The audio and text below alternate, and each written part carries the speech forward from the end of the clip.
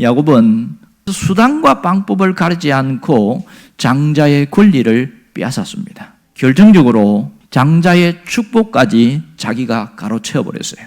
이렇게 하면 행복할 줄 알았어요. 모든 것이 잘 풀릴 줄 알았어요. 그 다음부터 불행이 찾아왔습니다. 살 수가 없는 지경이 되어버렸어요. 할 수 없이 집을 나가게 되는 그런 상황이 되어졌습니다. 긋고 또 긋고 또 긋더니 11절에 뭐라고 그러냐면 어느 한 곳에 이르러 해가 진지라 이랬어요. 이제는 잠을 자려고 그곳에 한 돌을 가져다가 베개로 삼고 거기에 누워 자더니 이렇게 말했습니다. 아무것도 없어서 돌을 베개로 하고 누워서 자는 그 야곱의 모습이 얼마나 처량하고 얼마나 쓸쓸하고 비참합니까? 그는 벼랑 끝에 서 있는 모습이었고 인생의 가장 힘든 시기를 지나가고 있는 상황입니다. 하나님이 야곱을 외면하지 않았다는 사실이에요. 눈에 보이지는 않았지만 슬픔과 눈물과 고독과 비참함 속에 있는 그 야곱을 찾아오셨다는 사실입니다. 하나님이 꿈을 통해서 야곱에게 나타났습니다. 야곱이 본 것이 두 가지인데 하나는 하늘이 활짝 열려서 사닥다리가 하늘에서 땅으로 내려온 게 보였어요.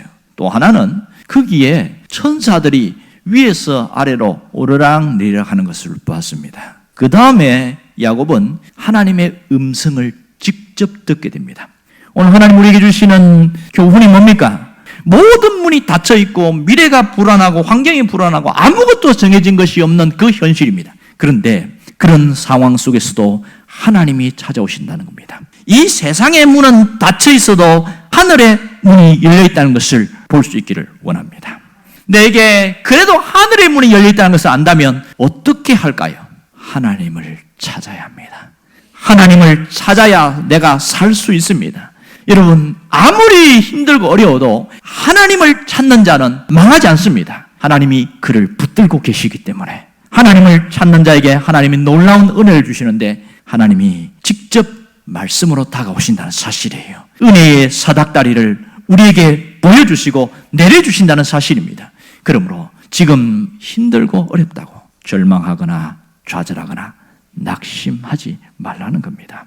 오늘 우리가 무엇을 알아야 됩니까? 하나님이 어떤 분인지를 알아야 됩니다. 하나님은 나를 기다리고 계셨다는 것을 기억하시길 바랍니다. 그렇다면 우리가 어떻게 해야 돼요? 늘 하나님께로 내 마음을 돌이키는 겁니다. 하나님께로 유턴하라는 말입니다. 어떻게 하는 것이 하나님께 유턴하는 겁니까? 하나님을 찾아야 되는 거죠. 여러분, 그러면 하나님이 함께 하시는 증거가 뭡니까?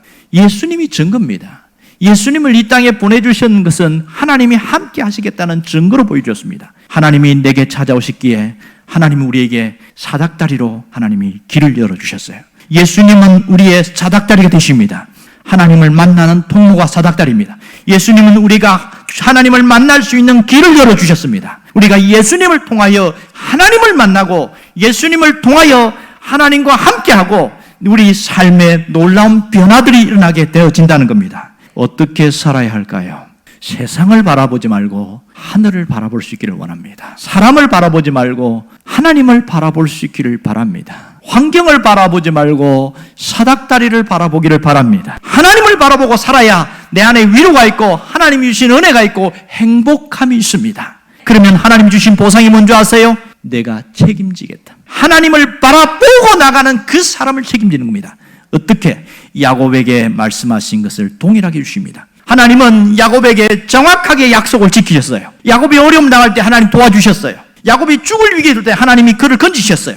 그리고 그에게 복을 주셨어요. 하나님은 약속을 다 지켰습니다. 야곱이 이 약속을 받았을 때 뭐라고 그러냐면 큰 깨달음이 왔어요. 여기가 하나님의 집이고 하나님의 문이로다.